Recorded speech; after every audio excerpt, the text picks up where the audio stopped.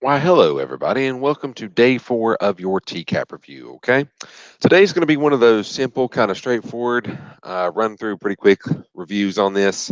At the end of this, you will have a Googly form of all the review questions. So if you will go ahead and do that once we're done with the end, that's why I'll be skipping a lot of questions on here.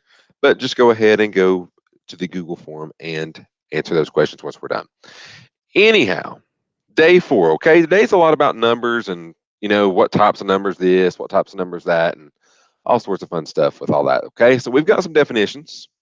Integers, whole numbers, decimals slash fractions. That's going to be your first ones. Okay, integers, whole numbers, decimals slash fractions. So if you'll go ahead and pause the video and copy these in.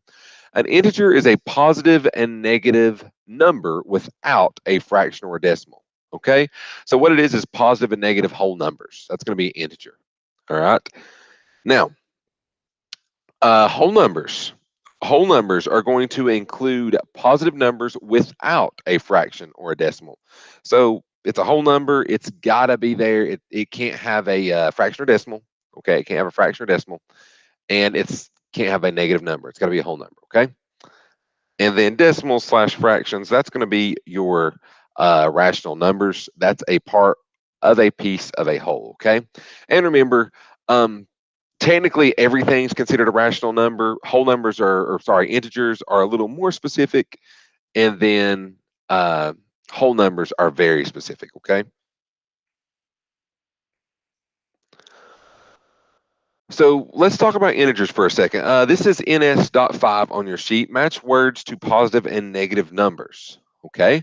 So a credit of $5. A credit of $5 is going to look like, hey, I just got $5. Okay. A credit of $5. That's going to be plus 5. Sorry, let me go back. Didn't have my marker on. Plus 5. Okay. Now you don't have to write a plus sign. You can just write 5. The only time we're going to have to write one is if it's a negative. Okay. So 30 feet above sea level. That's going to be plus 30. 12 degrees below freezing. So if you look at a thermometer, number line, whatever, that's going to be below 0. So we're going to put minus 12. Okay. So you go through here and you try the rest. Pause the video and we'll go over them. Okay. So a deposit. If I deposit $25 into the bank, that means my bank account is going to gain $25. So that's going to be plus 25. If I spend $60, I'm out $60. That's going to be minus 60. Withdraw $12. Withdraw is that word with deposit, but withdraw out of the bank means to take money out. So I'm going to have $12 out of my account. And then sea level. Right at sea level, it's not going to be plus or minus, it's going to be 0. Okay, so that's my integers. Now let's talk about opposites. Okay, opposites are numbers that have the same distance from 0 in opposite directions from 0 on the number line. All right, so what these are going to be is you're pretty much just adding a negative number or taking away the negative number. All right, that's kind of the easy way to look at this. However, what you're really doing is it's the distance from 0 on a number line. All right, so the opposite of 5 would be negative 5. The opposite of negative 26 would be positive 26. It takes 26 spaces to get from negative 26 to 0 on the number line, and then it takes 26 spaces to get from 0 to 26 on the number line. You try negative 14. All right, so the opposite of negative 14 is going to be positive 14. Now, find the opposite of 21. Well, the way we're going to do that, the opposite of 21 is negative 21, but then the opposite of this is going to be positive 21 again. So when I find it twice like that, it just stays the same. So 21. All right, so these review questions, these are the questions that's going to be on your Googly form, so I'll just skip those. The absolute value is the distance a number is from 0 on a number line. Now, this number is always positive, okay? Always positive. And this is up at the top of your sheet if you're filling this in. Sometimes you will see lines around the number. That means find the absolute value. So if your number looks like this and has lines around it, that means find the absolute value, okay? So the absolute value of 5 is going to be 5. And remember with absolute value, it's like a washing machine. If I put dirty clothes in a washing machine, they come out clean. If I put clean clothes in a washing machine, they come out clean. They don't get dirty. Okay. So if I put a negative, dirty, nasty number in the absolute value washing machine, it's going to come out clean. Like negative 26 is going to come out positive 26. But if I was to put 5, even though it's clean in the washing machine, it's still going to come out 5 because it's clean. So no matter what, all of these numbers, whether negative, positive, they're all going to be positive. Okay. Because that's the distance they are from 0 on a number line. Skip the review questions. Those are on your Googly form. A coordinate plane. Okay, a coordinate plane. So what a coordinate plane is, it has 4 quadrants separated by an X and Y axis. Remember, the X axis goes horizontal just like this. The Y axis goes vertical just like this. Okay, now label the quadrants. I have quadrant 1, quadrant 2, quadrant 3, and quadrant 4. Okay, so that's the quadrants label. And when we talk about reflection, there's a lot with reflection about coordinate planes. Remember, I'm flipping it over the X or Y axis, okay? So if I've got a point of -2, +2, and I flip it over the Y axis, I'm going to go +2, +2, okay? So it's going to flip over this Y axis. Now, if I'm flipping it over the X axis, it's going to go down 2, and then down 2 more, okay? So it's going to flip over whichever axis I want it to flip over. And that's how reflection across the X and Y axis works. Now, right now we're doing points. Next year in math, when we get to geometry, you'll be doing all sorts of stuff with shapes, flipping them over the Y axis, X axis. You'll be doing things like that, okay?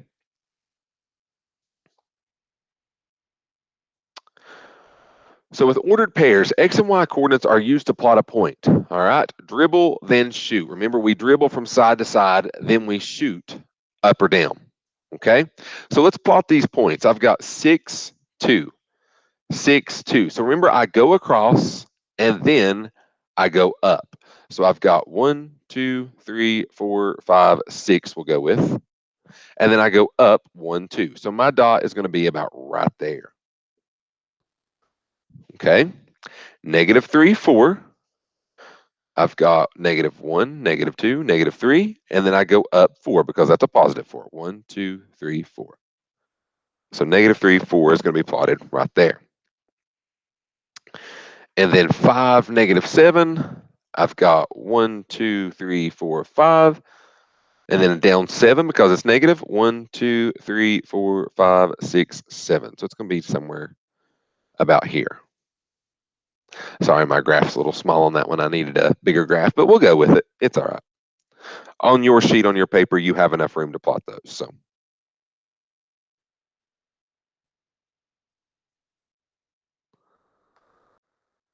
So now let's talk about this real quick before we get on to anything else. Okay.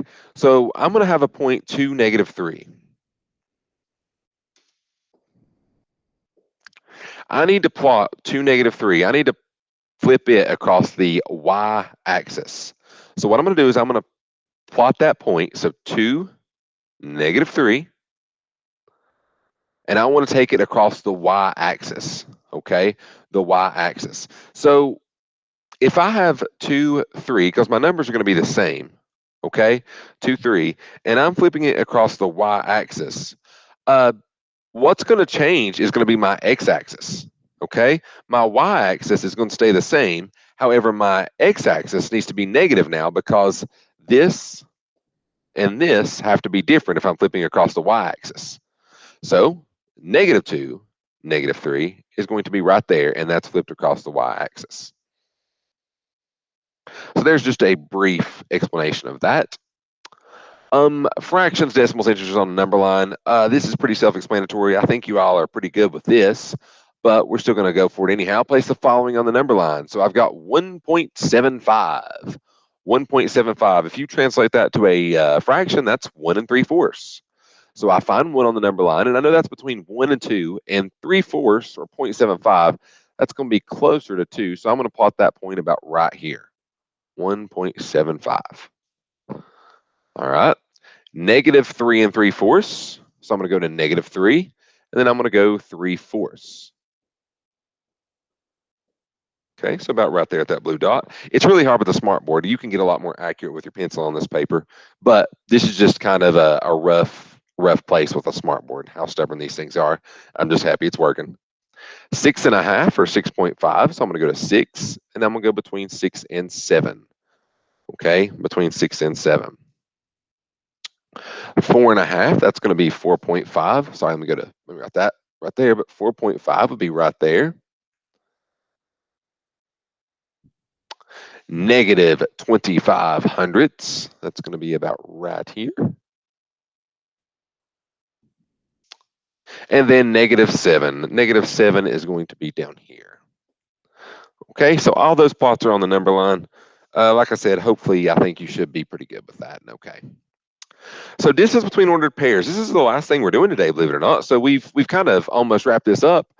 So count the spaces between points or find which coordinate is changing. If the signs of the changing number are the same, you subtract. If the signs are different, you add the numbers. Sorry, my phone was ringing right there. So if the signs of the changing numbers are the same, you subtract. If the signs are different in the numbers, you're going to add them. So let's look, what is the distance between the following sets of points? I've got U, negative 4, 3, and T, 6, 3. Okay, so let's look and see what's the difference first. So I know that 3's are the same, so negative 4 and 6 are different. Okay, negative 4 and 6 are different. So let's go back up. If the signs of the changing numbers are the same, you subtract. Well, I've got a negative and a positive. So the signs are different. So what I'm going to do is I'm going to add those two numbers together. So 4 plus 6 is going to equal 10.